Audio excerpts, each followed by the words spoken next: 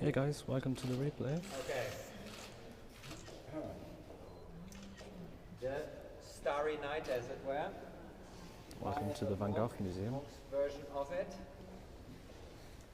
And as I said, we're extremely pleased that the Munch Museum was so readily agreeing to lend really some of their star pictures, no pun intended, Hey guys. and that this picture would be here. But that's not quite enough, because of course, since we are talking about parallels and correspondences, we're equally happy to have another great collaborator, the Starry Night above the Rhone, which Van Gogh painted in Arles. And when you stand in this spot today, you can still pretty much see that view. Fun to do. Okay. This is the curators of the museum, guys. So now we'll take you through the exhibition in various groups. Maite will announce who's going with whom. You all got a sticker, I believe, with colors on it. With a red sticker can join Axel. That will be the German language group, I warn you. This will be a German. Tense one. And you will start downstairs. Yes. I got a yellow sticker. Green sticker can join Anne, who is standing right there. Brown is Edwin, who's wearing his brown suit on the occasion. En français. Okay. Blue is with Leo. Leo Is right there. And the rest, yellow, is with me. And Hey. I'll start downstairs as well. And green? Green was Anne. And with the other polka dot dress. A little confusing, but Yeah, sorry. green is our colleague over. Coming with me So guys, downstairs. welcome to the Van Gogh Museum. This is an amazing exhibition. It is a Munch Van Gogh Parallels exhibition. It is very cool, and we're just going down to look at some of the works. But I mean, I just don't how amazing. Isn't this the coolest?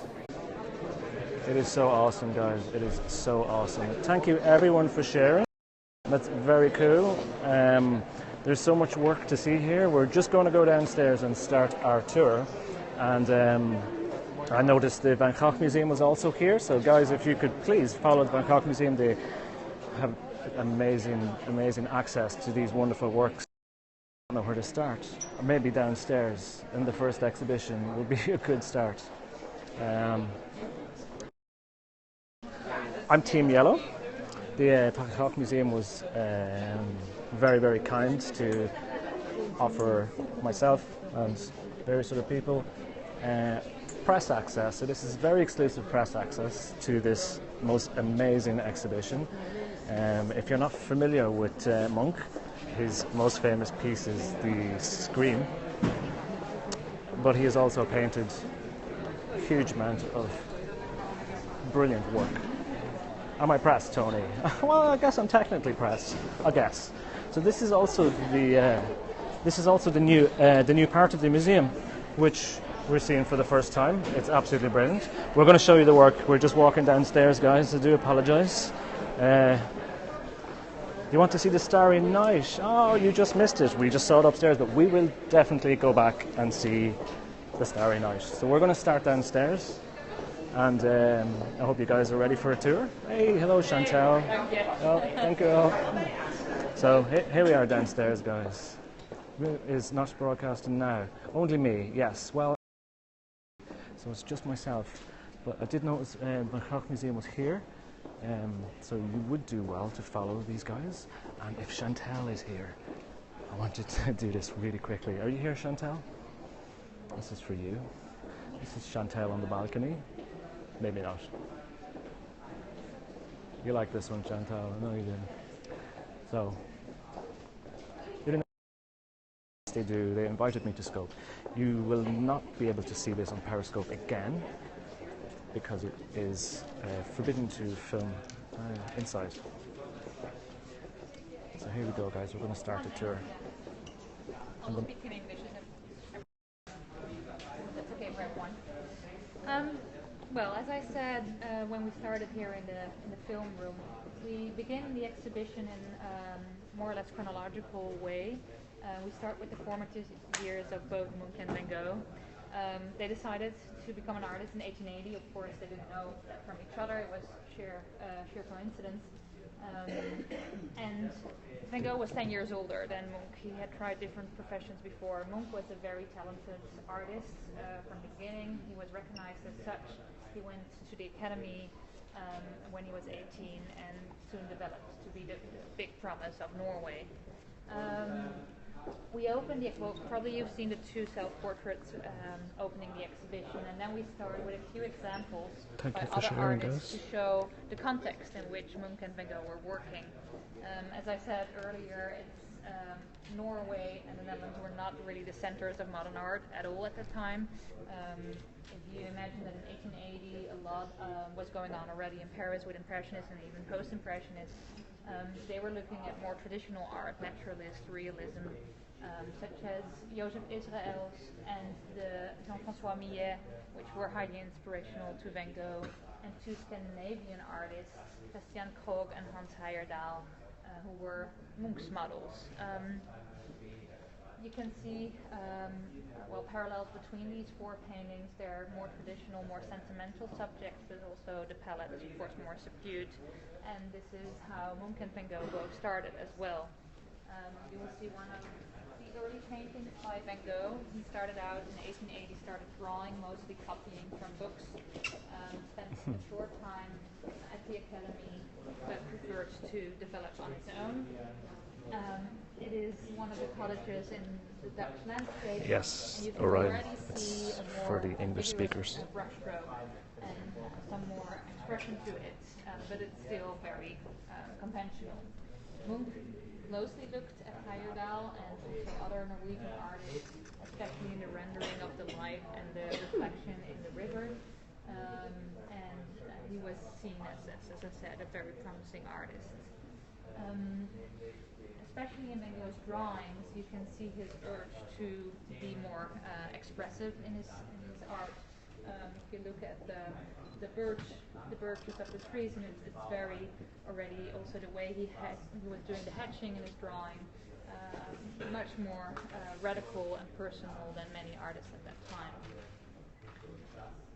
We've made one of the first combinations of artworks here. Hey guys, we were basically very lucky to find this painting by Munch, which is in a private collection, which is such a great complement to Van Gogh's portrait next to it. Munch was still in Norway at this time and didn't know anything about Van Gogh, but already you can see, of course, certain parallels. I was talking about their first two masterpieces, which are on the other wall opposite of us, Morning by Munch and Van Gogh's Potato Eater. Munch made the Morning as an exhibition piece. It was really a statement that he made. He chose a very traditional motive,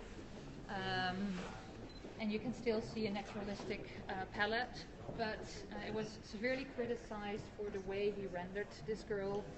She has very dirty feet. Her hands are rough and very, almost clumsily painted. Of course, her shirt is a little unbuttoned, and it was also not very much appreciated by the more conservative critics. For the artists in Norway, however, this was proof that Munch was as talented as they thought. He was given by Taulo, who was an already established Norwegian artist, a bursary to go to Paris and to develop further. But it was, as I said, met with outrage by the critics. It's a beautiful Van painting. Gogh made, a year later, his Potato Eaters, also a conventional subject of a peasant family sitting around a table, something that was inspired, for example, by Joseph Israels, who made several versions of such a meal as well. But again, in a very different and personal and more expressive way than his Dutch contemporaries had done so far. It was not exhibited as Munch's, it was shown to Theo, but still for Van Gogh it was really like a position piece. This was his painting with which he wanted to make his name, and he urged Theo, his brother, who was an art dealer, to show it to as many people as possible. He sent it to Theo in 1885 when it was finished. It is dark, yes. And in one of the biographies on Munch, written by Stenersen, who was one of the first collectors of Munch, it is noted that Munch had seen this painting in 1885, but it was always said that it could not be possible, and Stenersen has made up a lot of stories about Munch, so we not always trust him. However, when Munch went to Paris for the first time, it was in May 1885, and he spent 3 weeks, and he was living across the street of Theo, and Van Gogh had just sent his potato eaters to Theo. So if Theo and Munch met at that time, he could have seen the potato eaters. We will never know for sure, but there is a possibility. And there was a straight connection between Munch and Theo through Hans Heyerdahl. Theo was dealing with a lot of Scandinavian art, and Heyerdahl was one of the artists that he was dealing with a lot, and he was a personal friend of Munch. So who knows, this might be the first time their paths could have crossed already. Both realized that if they wanted to develop their art further, they needed to go to Paris and to see modern art to get new impulses. So that's why the second part of this floor is devoted to their periods in Paris. Munch's first trip was in 1885. He only stayed for 3 weeks. Van Gogh went in 1886. He had been there before, but not as an artist. And both wrote before leaving, or Van Gogh on the day he arrived, that they wanted to go to the Louvre, but that was the most important thing, which is interesting if you think of that they were going there to see modern art. The first thing they did was see the old masters. Van Gogh was mostly looking forward to see Rembrandt, and Munch was greatly inspired by Velázquez. The second trip for Munch was in 1889, and of course Van Gogh had then already left for the south of France. So that's why they just missed each other, but they were circling in the same artistic circles. They met the same artists, and they were inspired by the same French modern artists like Monet, Manet, Gogh, Toulouse-Lautrec, and Pissarro. And we've picked specific paintings to show this context and to show how they influenced both Munch and Van Gogh. Thank you for tuning in, guys. How epic is this? The potato eaters. Wow. But even this, you can share a screenshot straight away from broadcast. Yes, you probably can. I love this painting, and to think that it was so controversial at the time is, it's wow. So everyone for sharing, and for watching. This is very cool. Very cool. And there's 2 floors, so this is the early stages of his career. Paintings by other French artists. This is special access, guys. Or different influences. There is a painting, I'm sorry I have to point from so far, but I'm sure you'll have time later to look at the paintings at more ease. A painting by Manet. He was very important to both Munch and Van Gogh, especially for his modern way of making portraiture. As I said, Munch was very inspired by Velázquez, and through him by Manet as well. We've chosen a painting by Munch from 1885. It was a painting that he made after his first study trip to Paris. It's from a private collection. It's an incredible painting of a friend of his, another Norwegian artist. And not only the motive, of course, the smoking man, but also the way he treats the background, the ambiguous space, is very influenced by Manet. The same goes for Vincent van Gogh, of course, a very different painting. Thanks for sharing again, guys. This is exclusive access, only press only. Which you can see the flatness of the background, the fact that the illusion of the space is almost lost, especially in Van Gogh's painting, of course. The decorative pattern of their dresses. They were clearly both working with the same kinds of principles, but making very different paintings. On the wall behind you, you have one example by Monet, and on the other hand, an example by Pissarro.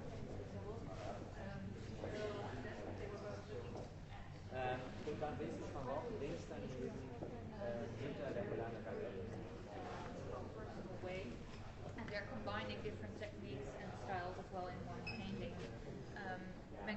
closely looking at the landscapes by Monet, especially the way he renders light and colors, but also the fact that he used bright priming to get which was something he learned from Monet. And the street scene that Munch painted when he went back to Oslo is influenced, of course, by several street scenes by Degas and Caillebotte, but the Pointilleuse technique influenced by Pissarro more than Seurat and Signac. Seurat and Signac were both very systematical about their Pointilleuse technique, very dogmatic. And Munch and Van Gogh both said that they didn't like systems in art, they wanted to find a solution, a new solution for every new painting. So they were combining all different techniques and styles in one painting. We have beautiful Toulouse-Lautrec from our own collection.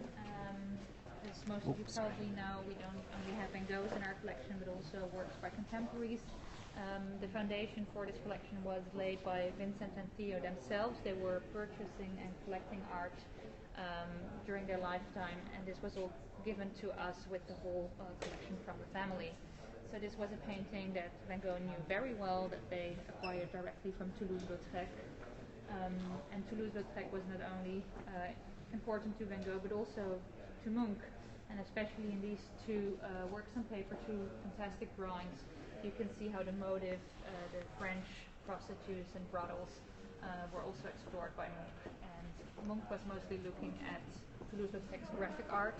He owned a series of the L that Toulouse-Lautrec made in 1896, and that he purchased directly and worked from it is a big word, but at least it was in his possession. Yes, the scream is here. The most space we've devoted to Gogh, Paul Gogh, who was, of course, a friend of Van Gogh. They worked together in the south of France and Arles. But also for Munch, he was a very important character. They both looked at the way that Gogh used large picture planes, bright or colorful picture planes to build up his work. Also the stark black contours that Gauguin was using were both to Munch and Van Gogh very important.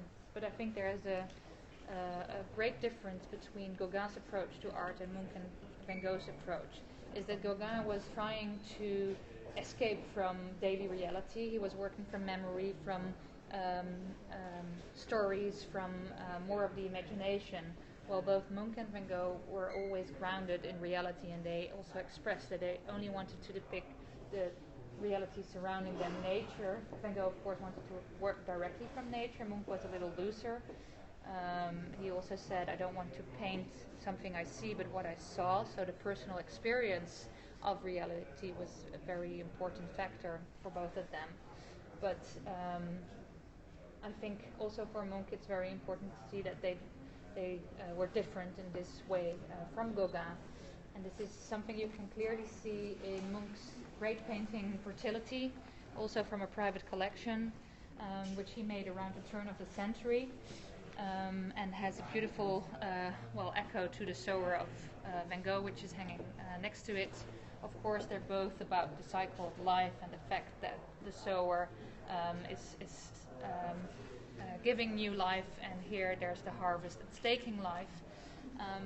But around 1900, Meyer Graefe, the German critic, wrote in one of his influential pieces on modern art that Munch was very close to Van Gogh. He was actually one of the first to describe the affinity between the two. But that Munch needed to look closer at Van Gogh more than at Gauguin, because Gauguin was too psychological and too explicit in his paintings, and that Van Gogh had a more beautiful approach to nature, and that you should find symbolism within nature. And you can see this change in Munch's work around the turn of the century as well. Shall we go up? I'm sorry that we have to go back and forth all the time. We're doing the tour. I will take you guys back, and we can enjoy this at our leisure, but I'm going to find a moment. But this is really epic. Thank you guys for watching and sharing. It's very cool. So we're just going to go upstairs, and you're going to see the Starry Night, and you're going to see the Scream, Munch's most famous piece. But yes, when this is finished, I'm going to take a minute or two to mingle, and then we can go through and enjoy the pieces at our leisure, which is going to be even cooler. But it's absolutely amazing to be able to have this access. This is press access, by the way, guys. This is the show hasn't actually opened yet. It will open to the public on the 25th, which I think is Friday. It is a special opening tomorrow, where the Princess of Norway and the Princess of the Netherlands, the Queen, sorry, yes, and the Queen will open this tomorrow, which is such a huge event here. So indeed, so thank you again for the Van Gogh Museum for inviting everyone and for allowing this to be shot. So it's a visual treat for you guys. I'm still excited, like a child at Christmas. And yeah, we're upstairs. Let's continue. Oh, sorry, go ahead. What are you shooting for? It's a live stream. That's a live stream? Yeah, so there's lots of very excited people chatting and Fabulous. yeah, it's great. For which where is it? Oh, it's an app from Twitter, so it just broadcasts across the internet. It's great publicity for the museum. Yeah. I think everyone's here. So in the beginning, we really started with the formative years, and it was chronologically displayed as a stepping stone or a prelude to what we now see as their most important and iconic works. And we've divided this floor in two. So first, we really want to look at how we can see the visual parallels between their paintings, and especially how they use the pictorial means to make this very expressive imagery, and as they said themselves, to communicate as effective as possibly. It was all about a direct impact. And we hope by doing this, by first focusing on these pictorial means, that we also can look at their paintings in a fresh way maybe, and really look at some of these are the most reproduced works in Western art history. Of course, there are also some lesser known paintings, but to really look at how they make their paintings and what choices they made as an artist, not only at what they wanted to say. Because even if they said themselves that it was of no interest to them, of course it is very important to see how they build up and their paintings and how complex they are actually. And I think that's also one of the reasons why we are still intrigued by many of their works, because it's not that easy if you look closely at it, so many levels, and it's so complex what they were doing that they keep intriguing us. Of course, color is one of the most important means that they use to convey a certain emotion or a certain expression that they wanted to depict. And especially for the German expressionists, who were one of the first generations to be influenced by both artists and to see this connection between the two. It's of course color, and especially in portraiture. We have here a combination of 3 paintings, 2 by Van Gogh and 1 by Munch. And actually these were the first loans that we were trying to get, because they tell the whole story about color so strongly. Sorry. The intensity and the very stark color contrast that Van Gogh uses in this painting, which is also from a private collection and that we were delighted to be able to lend for this exhibition, has of course a strong resonance in Munch's painting of an old fisherman. He's also making use of this complementary colors, very stark, a very monochrome background, which even if it is so simple, is a very important element in the picture. And the fact that there are basically 2 types of peasants that convey this very strong emotion about life force and vitality made a strong impact on the German expression.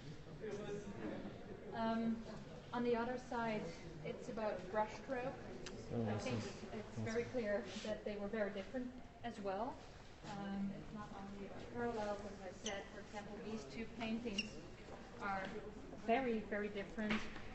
Van Gogh, of course, is famous for his lush brushstroke, the impasto that he used, and Munch uses more diluted paints. It's much more flat. He uses several layers. You can see a little bit of impasto, but mostly it's more like this, very thin. He's dripping with paint. He's experimenting with paint. He's also more certain of himself, I would say, than Van Gogh. Van Gogh is always searching, while Munch has a kind of, ease to it. But if you look at these two paintings, what we're trying here to show is that the brushstroke in itself almost gets a life in itself. It's so important in how the picture is built up. And for Munch, it's almost the most dominant factor, I would say, in this painting, especially the broad brushstrokes in his in the man's head, but also for Van Gogh, of course, the whole rhythm and the whole expressivity of the painting comes from the brushstroke and the rhythm and the pattern of it. So they're very concerned also with the surface of the painting and of rendering it through brushstroke, which of course is even more evident here in these two sous-bois or undergrowth. Where if you look at the separate brushstrokes, of course, they're very different.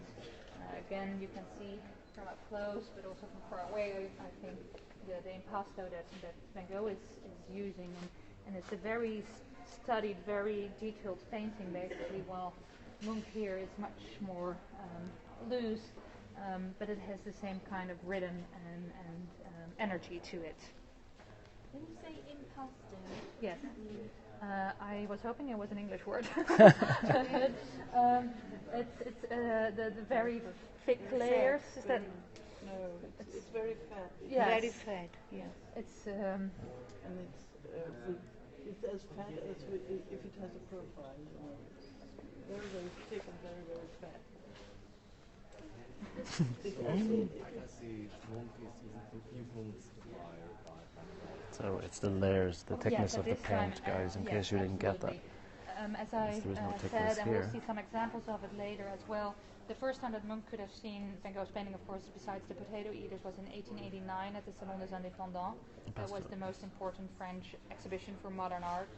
And Van Gogh started exhibiting there during his lifetime, something that we tend to forget because we always stress the fact that he was not known during his lifetime, but it just started towards the end of it. And Munch came back in 1889 and probably went to see that exhibition. I mean, every artist would, especially young and aspiring artists. And he could have seen the Starry Night that we just unveiled, which was hanging there, and the irises. And in 1890, Van Gogh was exhibiting his sunflowers and a few other paintings. And I've looked at the first or the last decade of the 19th century to see what Munch could have seen before 1900, and that's over 100 paintings and drawings by Van Gogh. So from very early on, he had a good knowledge of his art. And from some paintings we know specifically that he had seen them, and of course it's also a more generic influence coming from it. But Munch was not exhibiting at the Salon des Indépendants? Later. The first time he did was in 1896. The first exhibitions he had were in Oslo, in Norway, Christiania at the time, in the 1880s already. Then he went to Berlin. He had a few exhibitions there with huge success, also scandal successes. And then in 1896 he came for the first time to Paris, and he started exhibiting at the Salon des Indépendants, and he continued to do so until 1912. But did you say that Munch would have seen the Potato Eaters? There's a slight chance. He could have after 1890 for sure, but there is a very slight possibility that he saw it at Theo's apartment in 1885 already. Okay. Where was it after 1890 then? Where was it displayed? It remained in the family. Theo died in 1891, so a year after Vincent van Gogh died. And then the whole collection stayed with his widow, Jo van Gogh-Bonger, and she started exhibiting works from the collection, or also selling at a certain point. But that's also the core of our collection. What she kept was given to the Dutch state and put in this museum.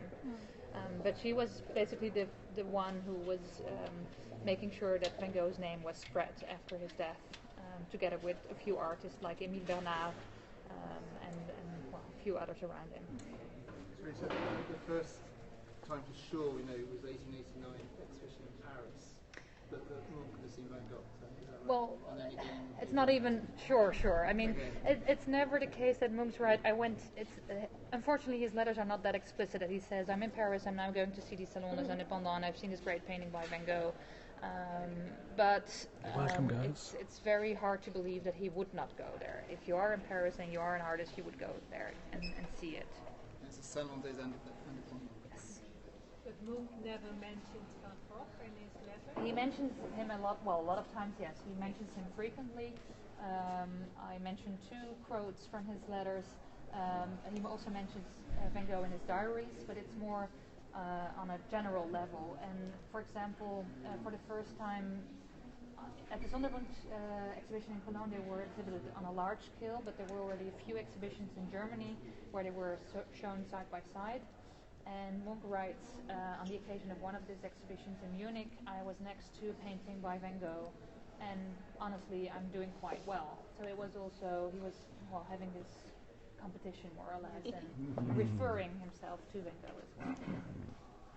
But Van Gogh never mentions Munch. I mean, he could not have known. The third part is about line and form, and about the fact that both artists were trying to find the essence of their motive or what they wanted to depict by stylizing line and form to come into the essence. And of course, many people question what would have become of Van Gogh if he would not have committed suicide in 1890, but would have lived a long life like Munch, and if he would have gone towards abstraction or not. Munch never did. Again, he was reflecting on it as a system, and he did not want a system. And besides that, I think he's too much of a 19th century artist and too much looking at nature and the reality around him that it was impossible for him to go that direction. But you can see in a few works by both Munch and please Van follow Gogh, the Van Gogh there's museum, some guys. paper, and we also have some paintings where they really search for this of their motive. And for example, this watercolor by Munch, hard to recognize actually what he's depicting here. It's 3 women together on the shore, but it's almost like a non-figurative work, which is of course even more so in the paintings to my left. If you look at this painting by Munch or the one by Van Gogh on the other end, you would almost think that it's an abstract work of art, but both of them were basically background studies for another work. Munch was working on a very, very, very large scale painting that's in the Atheneum in Finland that was too large to borrow. But you can see that it's intended as the waves in the background of this beach scene. And for Van Gogh, it worked more or less the same with his Ears of Wheat. This is a painting from our collection where you almost lose the sense of reality within these Ears of Wheat. But it was intended as a background for this painting, an amazing Van Gogh from a private collection.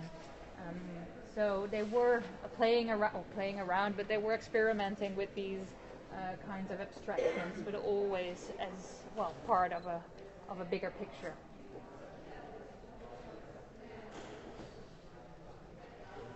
The colours are beautiful. So guys, follow the Van Gogh Museum. They gave us special press access today. I hope you guys are enjoying it. Again, when the tour is finished, we will do a tour at our leisure. Very beautiful paintings, but I'm sure you'll have some time to see it. Oh, hey, thank you, Sharon. Too much of your time when we're talking only.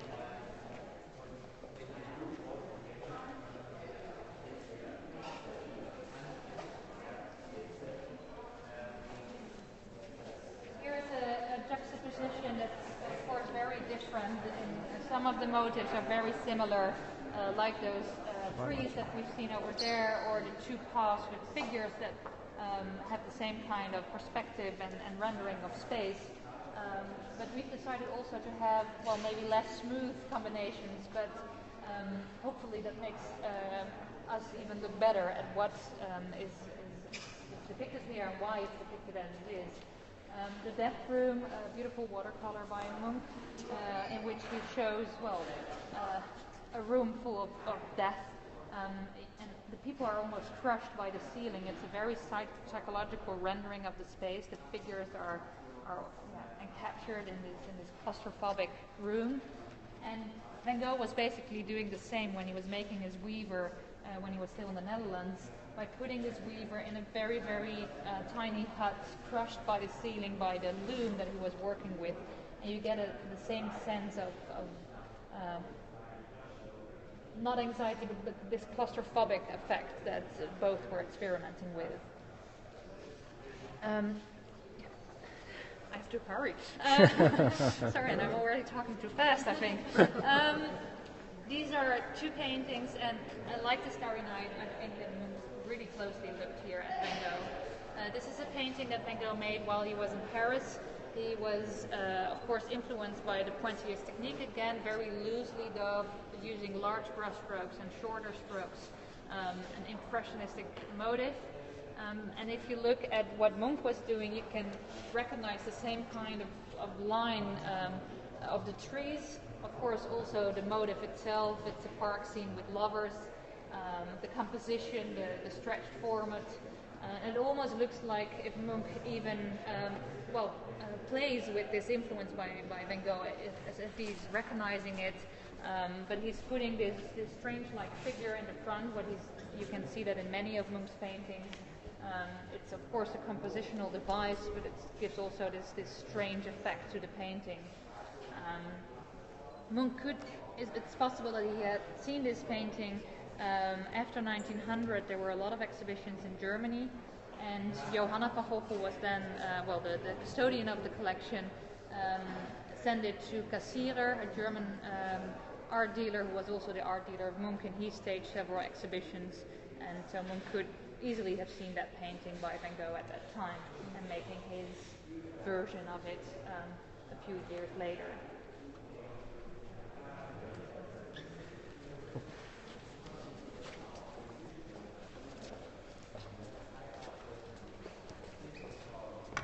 Ooh, we're getting there. The epic piece, guys.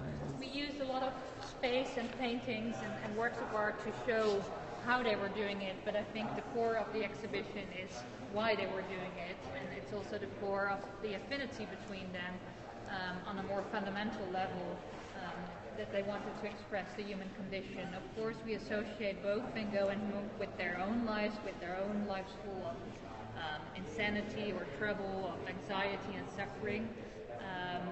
But we believe that it's much more about these universal emotions. They go beyond the personal, and they want to express something universal, something that we all experience. And I think that's also one of the reasons that they are so, they immediately touch you. They really want to make these strong images to connect to the viewer. Munch says that he wants to go from heart to heart. Yes. Van Gogh says that he wants to console people with his paintings. So there's this very strong belief in not only getting grips on their own life, but trying to explain something about the human condition, or at least, making art to come to terms with it. And it's not only about suffering and anxiety, but it's about the whole spectrum of these emotions, I would say. It's also about beauty and love and consolation, and about passion, more or less. So we've tried to bring this down to 5 of the main themes, and it was one of the most exhilarating moments, I would say, in the collaboration with the Munch Museum. We had given ourselves the task to write down the main themes in Van Gogh's oeuvre and Munch's oeuvre. We were doing that for Van Gogh, of course, in the Munch Museum for Munch. And it seems like a very easy thing to do, but bringing it back to the essence is always difficult. But we came up with exactly the same lists, of course, using different words, but it was so comparable that it was actually very easy to, then we had to bring in the paintings, but to bring it down to these, central emotions in their work. And there are spirituality, life cycle, suffering, anxiety or loneliness, and consolation. And sometimes their motives are very this is the curator of the exhibition. As said, Munch could have seen the Starry Night by Van Gogh at the Salon des Indépendants in 1889, making his version decades later. And sometimes it's very, very different. Here you can see 3 paintings dealing with the suffering, human suffering, and Munch is depicting a dying child, or at least a very sick child, with her desperate mother next to her. He has said himself this is the most important painting he has ever made. He made several versions of it, like the Scream, like Van Gogh as well. They both made several versions of their most important paintings. And it's a very almost brutal confrontational painting of human suffering. There's no way of escaping from the essence. Well, Van Gogh is using a much more poetic way of rendering human suffering by depicting an olive grove, and we know from his letters that it was intended to depict human suffering, or at least the suffering of Christ in the olive grove, and in that way human suffering in general. And the same goes for the Garden of the Asylum, of course.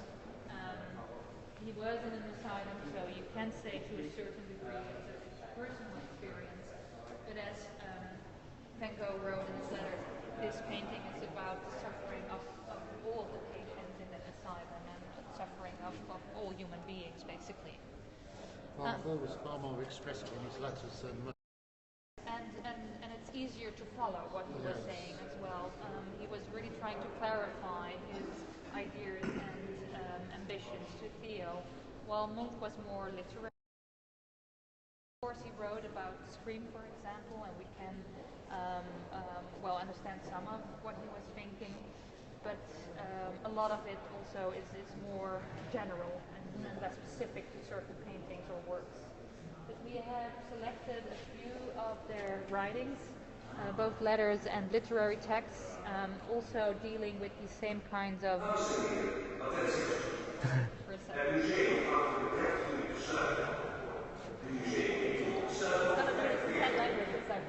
I'm really sorry. Dealing with these several themes, and one of the highlights is of course the first sketch of the Scream with the text on the Scream, and you can see that basically this was made in 1892. It's going to be a difficult competition, and Munch was starting from a much more conventional way. He was the person is directed towards the right. You don't see him from the face, and it's much more about this very red, intense, fierce red in the sky than about the figure. And as Munch described it, he was trying to depict the emotion or the experience he had in nature, and it's about this. Well, the intensive force of nature, and that as a human being, you're hardly anything if you are confronted with nature. And that's basically what Van Gogh also tried to convey with his wheat field under thunderclouds. Very different painting, of course, with the Scream, but it shows, as he described in his letters himself, the loneliness of human beings within, the immense nature and the force of nature.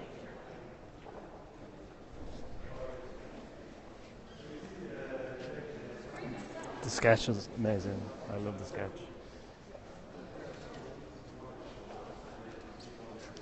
So this is one of the Screams. There are four. I don't think Munch could have known it, but of course it's very striking that they're both employing the same kind of perspective, almost a similar figure walking towards us. And Van Gogh also described the emotion that he wanted to render with the painting as something heartbreaking and heartbroken. So also close to this idea of anxiety and loneliness and sadness. But to end on a happy note, we're not ending, we still have one more floor to go. Consolation and love was an important theme in their work as well. The Madonna is, of course, one of the famous motives by Munch. This is a beautiful version from a private collection again. It was, when he first exhibited it in Paris, it was called Femme qui aime, so woman who loves, and which gives, of course, a very different meaning to the painting than Madonna, which was later put on it. I don't know, Magne, do you know when it was? Sorry? When was the title Madonna given to? Well, The Loving Woman was more or less the standard title until 1910. Around 1910, he changed to Madonna. Yes. And it's a beautiful comparison to Van Gogh's Berceuse, who was he depicted her as the woman who consoles the women who stay on shore while their men go at the sea, and she's a carrier of love and consolation, like the three girls on the bridge that Magne beautifully describes as carrier of good dreams. So these three together really depict and convey the hope that and the beauty that also both Munch and Van Gogh wanted to express with their paintings. You went for victors rather than the crows. Because Van Gogh writes about this painting specifically about the loneliness that he wants to convey of the human being in face of nature, much more than the crows, which of course has this more dramatic feel to it, but which was also very much put into it, I think, by later reception of being it the latest painting, which is not true, but we've put very much meaning into it. Crows isn't here. It's in the permanent collection, yes. No, it's not here. No, we have left something in the other building. Final room, if you still have the. So epic, guys. I mean, I'm just going to dawdle past this one. We're not really going to talk about it. It's not like it's so amazing to see. We again will come back and do a quick tour at our leisure, but I really love the fact that we're getting the curator of the show to give us a private tour. So this, again, guys, is the new entrance to the museum, which is absolutely beautiful, really cool, and very exciting. So we're going to where we started off, where we see the two versions of Starry Night, both Van Gogh's and Munch's. The creator is wonderful, yes, she absolutely is. Well, it's a relatively new to the old building, but we opened this 15 years ago. Oh, right. Thank you, Al. So thank you guys again for joining. Okay, we weren't here. Weren't we here? Yes. No, it's okay. You can talk. It's fine. Oh.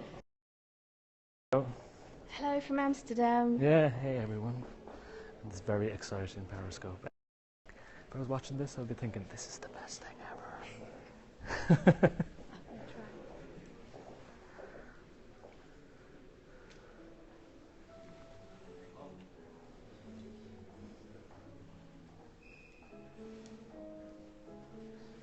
So the light is a little funny here, guys. We will have to focus on the painting because we keep auto-focusing if not. Well, last room, very different, of course, in ambience. I need to begin by saying that the lighting is not fixed yet. There should be a little bit more light than this. It's really dark, but we hadn't finished by midnight, so we decided to do that tonight. Wow. Anyway. As long as it's finished by tomorrow. Yes.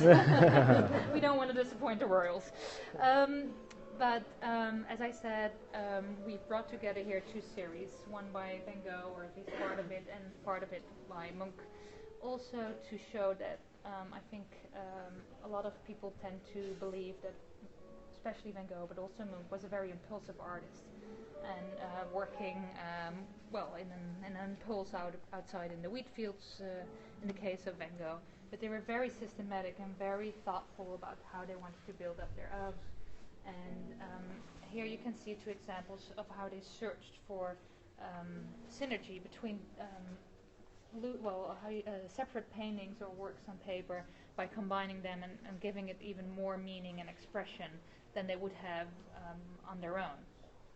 Van Gogh made this series when he was living in Arles in 1888. Gogh had informed him that he would come over, or he would come down to stay with him, and as kind of preparation, he was making several paintings to decorate the rooms in his yellow house. In total, there are about 20 paintings that fit into this series. It changed all the time. It wasn't a fixed concept, but Van Gogh was experimenting with different combinations and different juxtapositions. He was hoping to express the difference between day and night, between nature and city life.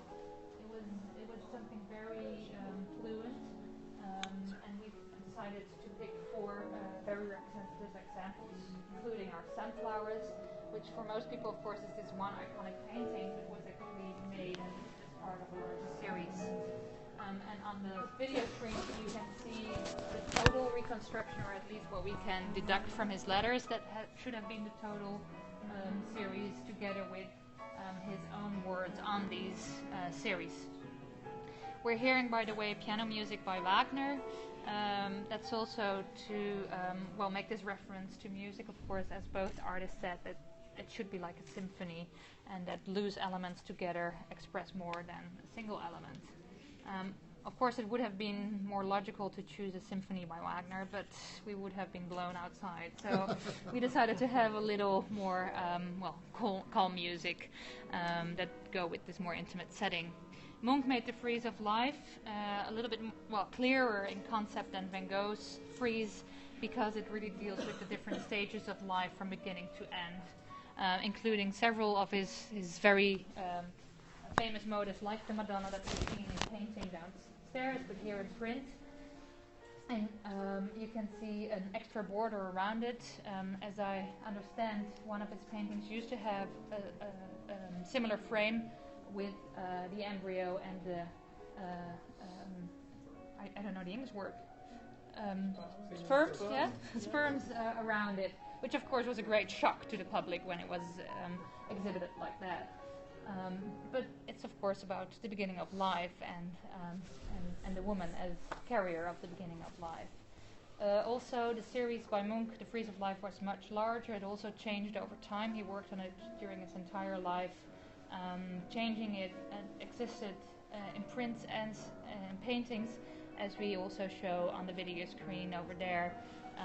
And it deals with these central elements again from human life, like love, death, jealousy, universal emotions. That's the exhibition.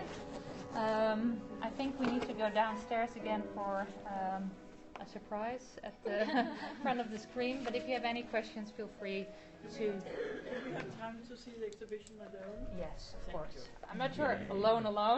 But you have time to. Thank you very much. You're welcome. Very interesting. Thank you. Your explanation. Thank you very much. Yes, absolutely. When did you get to that stage where you felt that you was kind of on a So amazing, guys. I would like to say thank you to... she's chatting away to someone. So we have to go downstairs for something special, interesting, not quite sure what that is. Let's find out. I'm very conscious, guys, that this is a very long scope. I love surprises too. Oh, thank you all. Maybe if you guys want to hang around, let's find out what the surprise is. That would be cool. Thank you for watching, but also please, guys, thank the lovely people at the Van Gogh Museum who invited me along. It is an absolute privilege to be here for the pre-opening, and it's just so exciting to see so much stunning work in one place. It's actually it's quite emotional.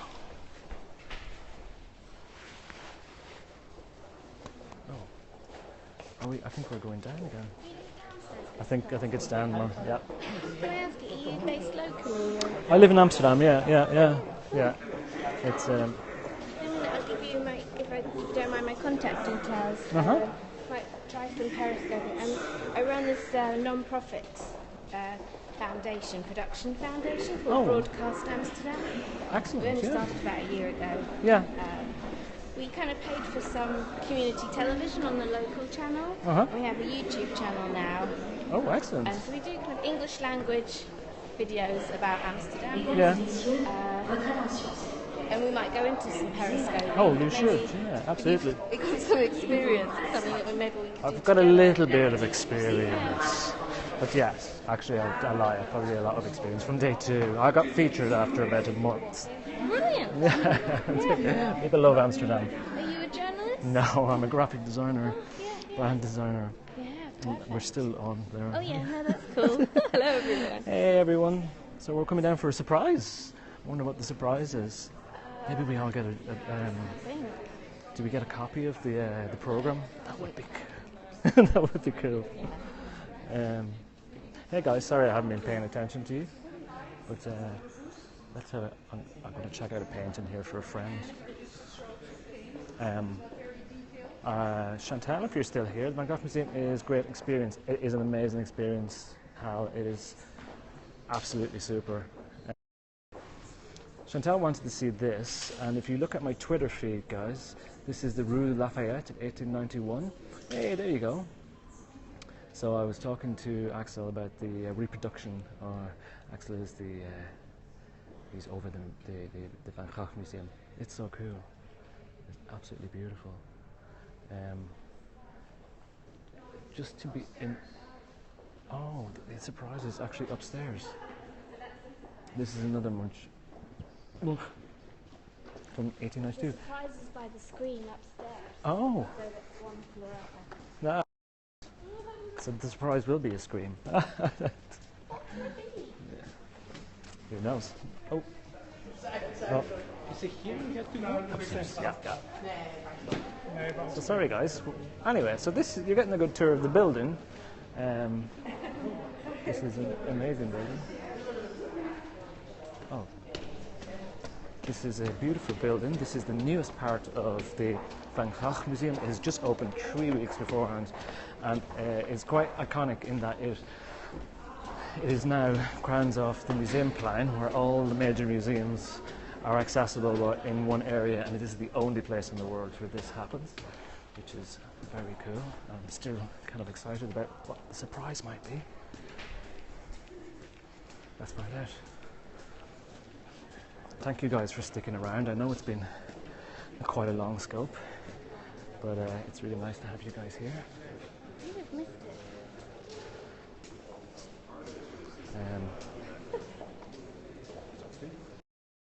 The Van Gogh Museum, yes, amazing curator, absolutely. Indeed, thank you. Thank you, Monday, Tuesdays, and thank you to the Van Gogh Museum.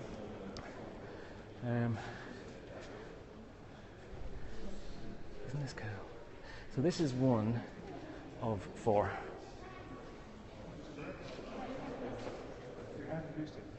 Still the first to arrive. We're very eager. Just the word surprise, and it gets us very excited.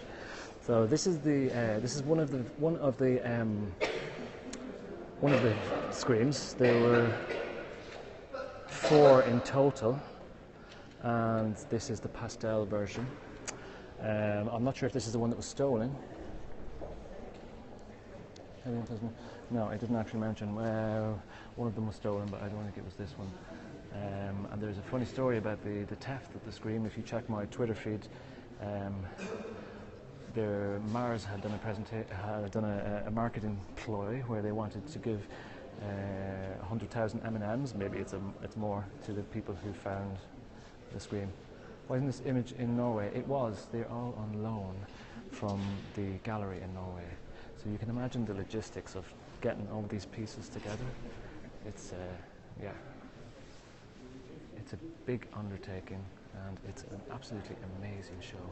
I love this, The Sick Child. Hi, thank you BBC Coach Tyson for BB Coach Tyson for inviting your followers. Starry Night. You want the Starry Night? This is unusual, guys, in that it's press access, and thank you very kindly to the lovely, wonderful people at the Van Gogh Museum for inviting us. You won't get this normally. You can't photograph or film in here at all.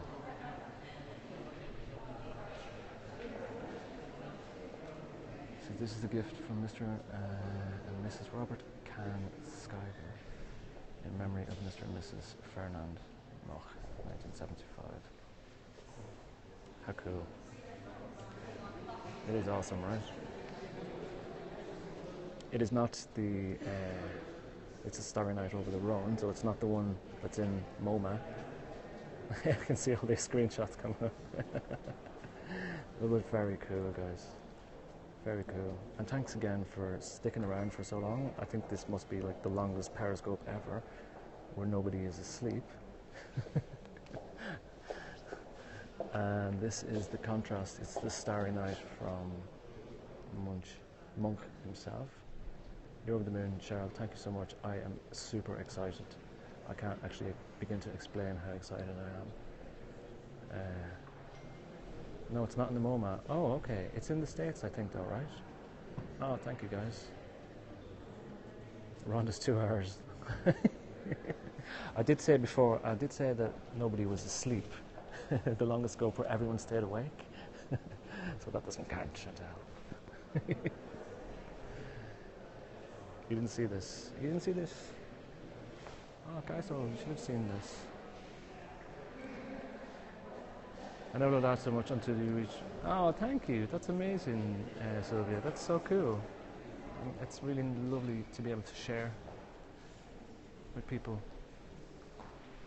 I wasn't so familiar with Monk's work, and now I'm completely smitten by it. It's amazing. It's just, I just don't know where to look. I honestly don't know where to look. Like, this is like Christmas time. Like a child that runs downstairs. Yeah.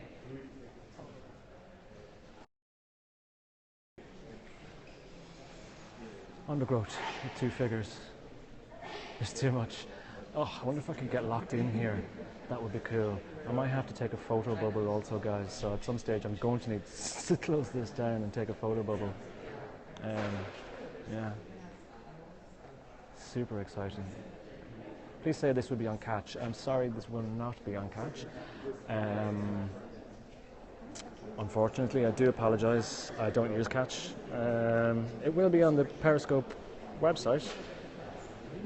Oh, what is this called? This painting? This was the Undergrowth with 2 figures. If you're not sure where you are, guys, you're in the Van Gogh Museum in Amsterdam. This is exclusive press access to the show of Edward Munch and Vincent van Gogh, and it's a show of parallels. And YouTube, yes, it will also be up on YouTube, although I do think I need to get permission to put it on YouTube.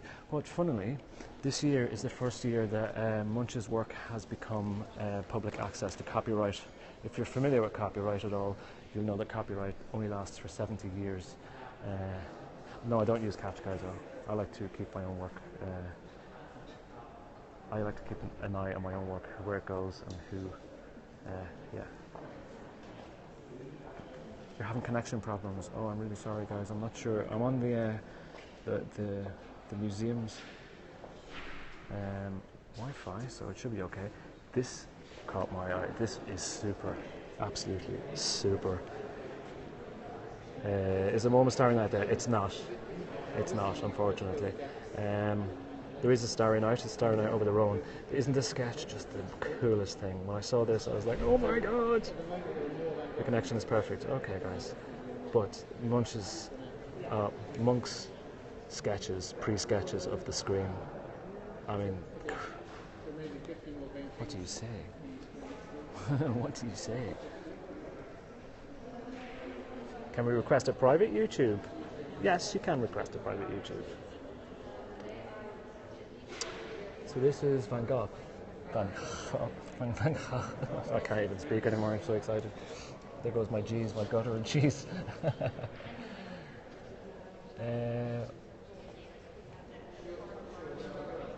What the power to germinate is in the wheat, so love is in us. Okay, I'm not entirely sure what that was, guys. So these are all Van Gogh's notes, and more notes from Van Gogh. So again, guys, just in case you missed it, this is Starry Night over the Rhone. What's the surprise? It's a surprise it hasn't actually happened yet, guys. The sketches are beautiful, Julie, absolutely beautiful. So this is Van Gogh's Starry Night over the Rhone, and this is Munch's Starry Night, which he called it Starry Night. Now, if you were listening earlier, you would be aware that Van Gogh never met Munch and was never familiar with his work, but there were always kind of parallels drawn between the two. Although Munch was familiar with Bangkok and did mention him. I'm sure Tony will do it for you. Yes, of course, Carousel. Absolutely. So, these are incredible. Do you know what, guys? I'm going to close this down because the surprise hasn't happened yet. The surprise hasn't happened. Oh, can I just, before this, I'm going to start up when the surprise starts to happen. I absolutely love this. This is super. Really, I must have 30,000 hearts. Oh, I love this. This is one of my favourites. It's the Madonna. It's such a different style from the Scream. Me too. Yeah. Absolutely, Chantal. So cool, isn't it? If you compare it to this, which is pastel. So, guys, thank you so much, and please, everybody, follow the Gogh Museum and thank them kindly for this wonderful experience. And we are going to get a surprise. I'll log back on when the surprise happens. Thank you so much, guys.